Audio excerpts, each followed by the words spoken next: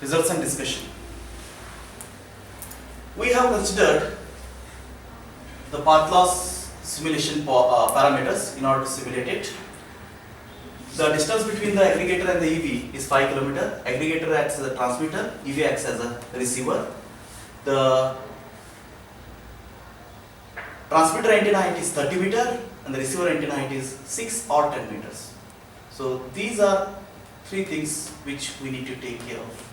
And the mobile transmitter power is 30 decibel meter. Then the transmitter, like the building to building height is 50 meters for the simulation purpose. If you look at the curves here, the path loss versus distance between aggregator and EV in kilometers, it is still 5 kilometers. And we have investigated the path, we are analyzed and compared the path loss models. This is free space, idealistic or realistic, ideal or realistic. Here, if you look at the SUI and Ericsson, as the distance increases, the SUI and Ericsson work hand in hand. That is, Ericsson is bit less as compared to the SUI. So, SUI and Ericsson are found to be better as the distance increases. Those are the path loss models. And if you look at these two path loss models, the cost theta and cost WI, the path loss which is observed is around 165 decibels or 167 decibels. So these two things are on the higher side. But if you look at ECC 31, it is falling in between these two. So it is moderate. It is exhibiting the moderate performance. So Ericsson, then the SUI and the Ericsson are demonstrating lesser path loss as compared to other path loss models. So in case of WiMAX, the de facto standard which is chosen is SUI itself, because it can be applied to urban, suburban or hill regions. The path loss estimate at 3 km distance for the urban, if you look at, the strong contenders are SUI and Ericsson.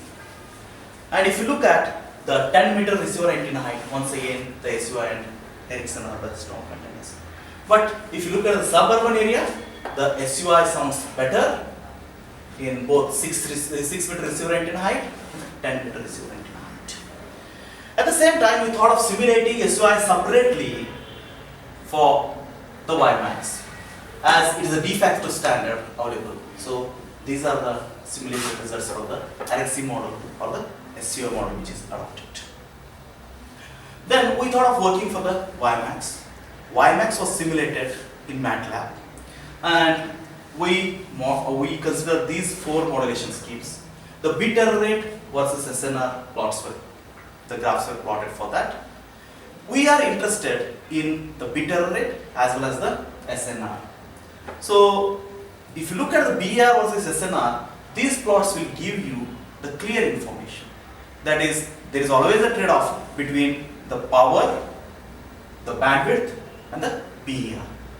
So in order to say achieve 10 raised to -1 bit error rate should be always lesser. In order to achieve the 10 raised to -1 bit error rate, the QPSK demonstrates 6 decibels.